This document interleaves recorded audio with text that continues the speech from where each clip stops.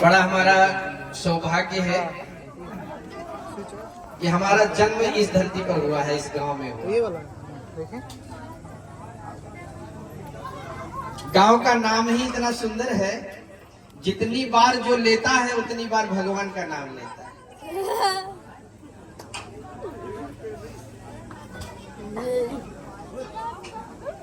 जब भी कोई नाम लेता है हमारे अपने गांव का, तो भगवान का नाम लेता है। ऐसा नाम ही हमारे पूर्वजों ने रखा इस गांव का।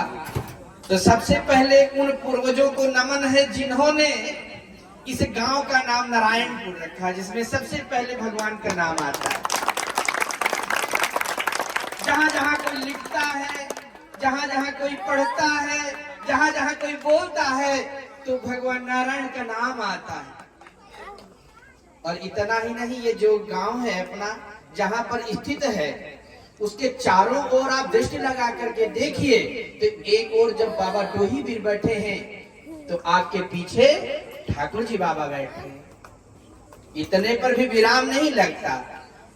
आपके दाहिनी ओर बाबा भैरवनाथ जी हैं, तो इधर बुढ़वा बाबा भी आपकी रक्षा के लिए उपस्थित रहते हैं। और जो कोई भी अयोध्या दर्शन के लिए निकलता है, तो वो बाबा राम सनेही घाट का दर्शन करते हुए जाता है। मतलब राम द्वार पर स्थित है अपना ये गांव। ये बहुत बड़ी बात है। अनायास ही हम लोगों का जन्म यहाँ नहीं हुआ। हम लोगों का जन्म जिन पूर्वजों ने इस गांव में दिया है, उन पूर्वजों के चरणों में हम सब एक बार नमन करते हैं कि उन्होंने ऐसे दिव्य धरती पर हम लोगों को अवतरित किया। हमें याद है आप सबको भी जानकारी में होगा कि एक से एक आध्यात्मिक लोगों ने भी हमारे इस गांव में जन्म लिया। बहादुर लोगों ने भी जन्म लिया। और इतना ही नहीं, ऐसे ऐसे काम हमारे गांव ने कर दिखाए जिसकी ख्याति पूरे तहसील में ही नहीं, पूरे जिले में है। कहीं भी आप जाइए तो आप यदि अपने गांव का नाम बताते हो तो कोई ये नहीं कहने वाला है कि हम उस गांव को जानते नहीं। कारण ये था कि ऐसी महान विभूतियों ने हमारे इस गांव में जन्म लिया, जिनके कारण हमारा गांव आज भी जाना जाता है। वर्तमान समय में हमारे आदरणीय चाचा जी खड़े हैं। सूक्ष्म उपस्थिति हमारी ऐसी दिव्य माँ की है, तो मैंने तो पहली बार झूलती हुई माँ का दर्शन किया है। आप घूम आइए, पूरे जनपद में घूम आइए। इतनी दुर्गा पूजा हो रही है, लेकिन झूलती हुई माता इतनी प्रसन्न मुद्रा में आपको कहीं नहीं दिखाई देती। और इसके साथ साथ माँ की पूजा आराधना में जो व्यास की भूमिका निभाने के लिए यहाँ पर एक दिव्य विभूति बैठी है, जो हमें बड़े भाई के रूप में मानती है और हम उन्हें अपना अनुज मानते हैं, जिनकी वह अमृतवाणी माँ के आशीर्वाद के रूप में हमारे पूरे गांव में फैल रही है। मुझे याद है आदरणीय चाचा जी के दरवाजे पर यह गायत्री महायज्ञ संपन्न हुआ था। उस गायत्री महायज्ञ में जिन लोगों ने भी भाग लिया, जिन्होंने भी अपना समय दिया, उनके परिवार बिल्कुल धन्य हो गए। ये अनुभव है हमारे गांव का। आध्यात्मिक कार्यक्रम हमारे गांव में आज से नहीं, बहुत पहले से होते आ रहे हैं। पंचायती भागवत बैठा करती रही। चंद्राकर पंडित जी आकर के भागवत का रसपान कराया करते थे।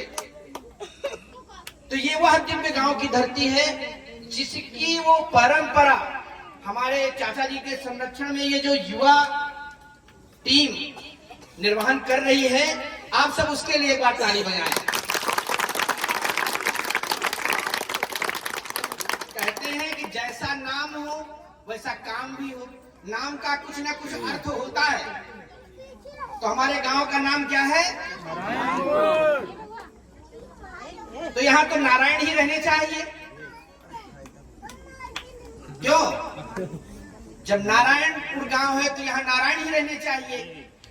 माँ ने जो काम कर दिखाया, इस समय क्या हुआ, 9 दिन तक आप सबने पूजा उपासना की। बड़ी श्रद्धा के साथ देखता हूं मैं, बहनें भी आती हैं आरती करने के लिए। इतने कम समय में आपने 5 मिनट पहले सूचना दी कि आरती होने जा रही है। मुझे लगता है थोड़ा पहले आरती हो गई आज, और 5 मिनट में बहनें भी आ गई, इतने बच्चे भी आ गए, इतनी टीम आ गई आरती करने के लिए। इसका यह प्रमाण है कि आप सब ने माँ की आराधना बड़ी श्रद्धा के साथ की है। और श्रद्धा के साथ जब माँ की आरती की जाती है, आराधना की जाती है, तो माँ आकुल व्याकुल हो जाती है। क्या देने के लिए? अनुदान वरदान देने के लिए। जैसे गौ माता का जब दूध थन में भर आता है तो आकुल व्याकुल होती है, छटपटाती है अपने बछड़े को, अपनी बछड़ी को दूध पिलाने के लिए। उसी प्रकार माँ भी बहुत कुछ देना चाहती है, बहुत कुछ देना चाहती है। अनुदान वरदान, सुख संपत्ति, धन, यश, तरक्की, अच्छा स्वास्थ्य, सब कुछ देना चाहती है। राजा बेटा कह करके आपको बुलाना चाहती है, अपने गले से लगाना चाहती है। लेकिन किसी बच्चे को आपने देखा होगा, छोटे बच्चे को, इससे भी छोटा बच्चा जो होता है, और वो लैट्रिन किए हो, पूरे शरीर में लगाए हो, कीचड़ लगाए हो, तो माँ क्या करती है? माँ करती है ऐसे हाथ से बच्चे को उठाती है और कहाँ ले जाती है? हाँ, वॉशरूम में ले जाती है, जहाँ पर पानी होता है, और टोटी खोलती है या लोटे से, बाल्टी से, लोटे से पानी निकालती है और उस बच्चे के कीचड़ को, उस लैट्रिन को, उस गंदगी को साफ करती है। पहले साफ करती है, साफ करने के बाद फिर पोंछती है उसको, पोंछने के बाद फिर अच्छा साफ कपड़ा पहनाती है, और फिर अपनी गोदी में लेती है, काला टीका भी लगाती है, कहती है मेरा राजा बेटा है, अपनी छाती से लगा लेती है।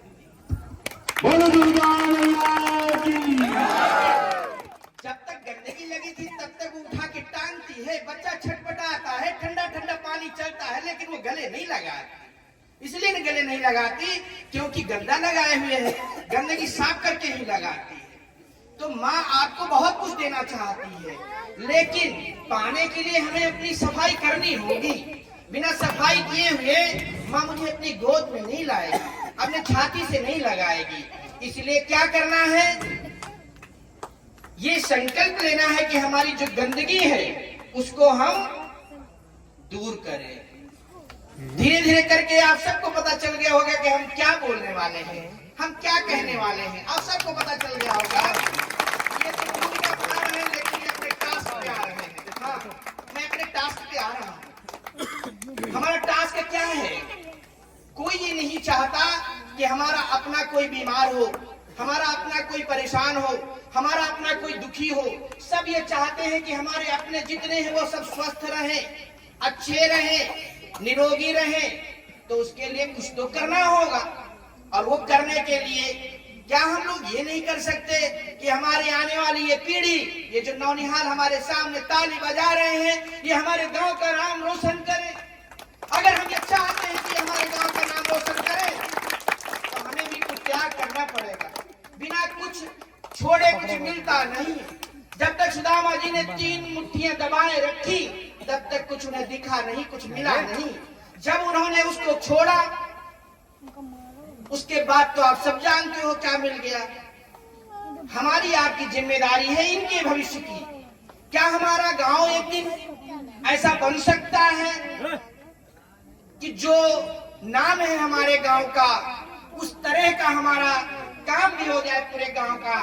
हम अपने गांव से, जैसे जगत जननी माँ जगदम्बे अम्बे, आदरणीय हमारे व्यास जी महोदय आप सबको सुना रहे हैं, माँ ने क्या नहीं किया। अभिनय भी आपने सब करके दिखाया होगा यहाँ पर नाटक के माध्यम से। उन्होंने बहुत कुछ किया है, जाने कितने राक्षसों को उन्होंने अपनी शक्ति के माध्यम से उनका संहार किया। आज वैसे कोई राक्षस दिखाई देते नहीं, लेकिन अपने बीच में तो कोई राक्षस है जो हमें जीने नहीं देता, हमारी प्रगति नहीं होने देता, हमको आगे नहीं बढ़ने देता, हमारे गांव का नाम और आगे चला जाए, उसके लिए कोई ना कोई रोड़ा डाल रहा है ना। वो और कोई नहीं है, वो नशा रूपी राक्षस है जो हमारे घरों में उसने कब्जा कर लिया है। वो भाई के रूप में आ गया है, या हमारे कोई भाई हैं, पिता हैं, सगे संबंधी हैं, कोई ना कोई व्यसन उनके जीवन में आकर के एक ऐसा स्थान ले लिया जिसके कारण वो जवानी में ही बूढ़े लगने लगे, जवानी में ही बूढ़े लगने लगे हैं। लगता नहीं कि अभी उनकी इतनी उम्र है, लेकिन अगर ध्यान लगा करके देखो तो उनके जीवन, उनकी पर्सनालिटी, उनके व्यक्तित्व में ये लगता है कि कोई ऐसा राक्षस उनके जीवन में आ गया है जो धीरे धीरे करके जैसे दीमक किसी पेड़ को खोखला कर देती है, उसी तरह वह राक्षस हमारे भाइयों का, हमारे बड़ों का, हमारे बीच में जिनके भी अंदर है उनको धीरे धीरे करके खोखला कर रहा है। इतना ही नहीं, मुझे तो देख करके कभी कभी रोना आता है। जो बच्चे हमारे सामने छोटे छोटे थे, मैं आता हूं तो बड़े हो गए हैं, हमारे स्वागत में भी आकर के खड़े होते हैं, लेकिन अगर आप ध्यान लगा करके देखिए तो जो चीजें जीवन में उनके नहीं आनी चाहिए थी वह आई हैं, जिसके कारण जिस स्तर का विकास उनका होना चाहिए था उस स्तर का विकास वो कर नहीं पा रहे। काम सब करते हैं। गुरुदेव कहते हैं मनुष्य का जन्म तो सहज है, परंतु मनुष्यता बड़े कठिन प्रयत्न करने के बाद प्राप्त हो पाती है। इसका मतलब मनुष्य बनना पड़ता है। मनुष्य के जन्म लेने भर से मनुष्य नहीं बन जाता। किसी भैंस से ये नहीं कहा जाता भैंस बन जाओ, किसी बैल से नहीं कहा जाता बैल बन जाओ, परंतु जब आदमी कोई गड़बड़ काम करने लगता है तो उससे कहता है आदमी, अरे भाई साहब अब आदमी बन जाओ, आदमी बन जाओ। इसका मतलब आदमी बनना पड़ता है, उसके सूत्र गुण धारण करने पड़ते हैं। क्यों ना हमने उपासना और साधना यहाँ पर की है, जिससे जो शक्ति आई है वह शक्ति कहाँ लगाए हम। माँ से प्रार्थना तो हम कर ही सकते हैं कि हे माँ, जैसे आपने बहुत सारे राक्षसों का वध करके इस मानव रूपी प्राणी की रक्षा की थी, तो आइए हमारे गांव का भी आप उद्धार कर दो, ऐसी शक्ति भर दो हमारे गांव के अंदर कि जो व्यसन कर रहे हैं उनके अंदर एक ऐसा आत्मबल आ जाए कि उस नशा रूपी राक्षस को धीरे धीरे करके अपने जीवन से निकाल दे। कदम चुम लेती है खुद बढ़ के मंजिल, मुसाफिर यदि हिम्मत न हारे, खुद को कर बुलंद इतना। ऊपर वाला भी कहे क्या चाहता है, पूरा गांव यदि नशा मुक्त हो जाए। आपको मैं वादे के साथ कहता हूं, वर्तमान समय में जो सरकार चल रही है, ये वैसे अगर चला जाए वहां तक, तो माननीय मोदी जी भी इस गांव को, आपके इस प्यारे गांव को सम्मानित करने के लिए वो दोनों हाथ खड़े कर देंगे। दोनों हम इसका संकल्प लें, ऐसी प्रार्थना करें मां से। जो नहीं करते हमारे नौनिहाल, उनमें ऐसी लत कभी आए ना, जिनका नहीं छोड़ सकता है, जो ये मान चुके हैं कि अब मैं इसकी गिरफ्त में ही रहूंगा, अब मुझे ये मेरे अंदर से मैं ये जो राक्षस है इसे मार नहीं सकते, इसको निकाल नहीं सकते, तो कम से कम कुछ तो करो। इतना करो कि अपने बच्चों के सामने मत करो, अपने बच्चों से मत मंगवाइए।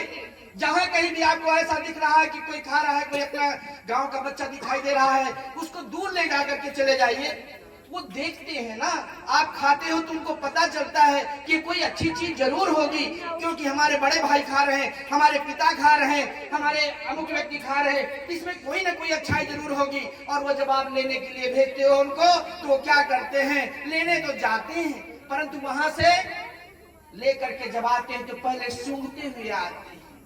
ये लोग बहुत चालाक हैं, ऐसी सुगंध उसमें देते हैं कि बच्चा पहले सूंघता है, फिर आपको पता नहीं चलता, वही फाड़ करके एक बार खाता है, और खाने के बाद फिर वो धीरे धीरे करके उसके आदत में आ जाता है। वही बच्चा जिसके लिए आप सपना देख रहे थे कि वो आगे चल करके हमारे गांव का, हमारे परिवार का नाम रोशन करेगा, वो किसी न किसी बीमारी में फंस जाता है। आप कैंसर के हॉस्पिटल में जाइए ना, देखिए ना, एक एक हॉस्पिटल में कोई बेड नहीं मिलने को तैयार है। आज भी एक गांव है, चूलापाही में गया था, कैंसर से पीड़ित एक युवा व्यक्ति, कल उसने शरीर छोड़ा है। उसके पहले मैं उससे किसी और विषय पर मिलने गया था। तो आप जान नहीं रहे, आज का जो ये व्यसन है, आज का जो ये नशा है, वो अपना इस कदर पैर फैला रहा है कि आने वाले समय में भयावह रूप लेगा, और उस समय फिर हम लोग कुछ कर नहीं पाएंगे। तो माँ की उपासना निश्चित रूप से आप सबको अनुदान वरदान के रूप में आए, परंतु एक प्रार्थना आप सब जोड़ लेंगे कि हम यदि नशा करते हैं तो धीरे धीरे छोड़ देंगे। यदि नहीं छूट रहा है, वैसे बड़ा कठिन काम नहीं है, बहुत सारे उदाहरण मैं दे सकता हूं, लेकिन चूंकि जागरण का कार्यक्रम है, आप सब अतिशीघ्र आ गए हैं, उसकी तैयारी आदरणीय व्यास जी को करनी है, इसलिए मैं निवेदन इतना जरूर करता हूं, आप अपने घरों के बच्चों को बचाइए, उनसे कोई नशा रूपी पदार्थ मत मंगाइए और उनके सामने आप कीजिए भी ना, आप छुप करके कीजिए। अगर आपको नहीं आप नहीं मान सकते तो आप छुप करके कीजिए। इसी बात के साथ मैं पुनः पूरी इस टीम को धन्यवाद देता हूं, जिस टीम ने इस सांस्कृतिक कार्यक्रम की धरोहर को निरंतर आगे बढ़ा रही है। खास करके मैं चाचा जी को धन्यवाद देता हूं कि गांव में कोई ऐसा व्यक्ति है जो आध्यात्मिक कार्यक्रमों के प्रति उसका इतना लगाव है कि युवा बच्चों को साथ में लेकर के ऐसे सांस्कृतिक धार्मिक कार्यक्रमों में अपनी इस तरह की भूमिका को निभा रहे हैं। आज हम सब यह शपथ लेते हैं कि दुर्गा मैया की उपासना के बाद जो शक्ति हमारे गांव को मिली है, उस शक्ति के माध्यम से अपने गांव को नशा रूपी राक्षस से बचाएंगे। कभी भी कोई नशा नहीं करेंगे। अपने बच्चों से कोई नशा नहीं मंगाएंगे। ना उनके सामने कोई नशा करेंगे। हम सब अच्छे बनेंगे तो हमारे परिवार अच्छे होंगे, हमारा गांव अच्छा होगा, तो हम सब तरक्की करेंगे, हमारा गांव भी तरक्की करेगा। इस बात का हम सब संकल्प लेते हैं। नशा रूपी राक्षस हमारा गांव छोड़ो, नशा रूपी राक्षस हमारा गांव छोड़ो, नशा रूपी राक्षस। सभी को प्रणाम, बहुत बहुत धन्यवाद। अब हमारा मन है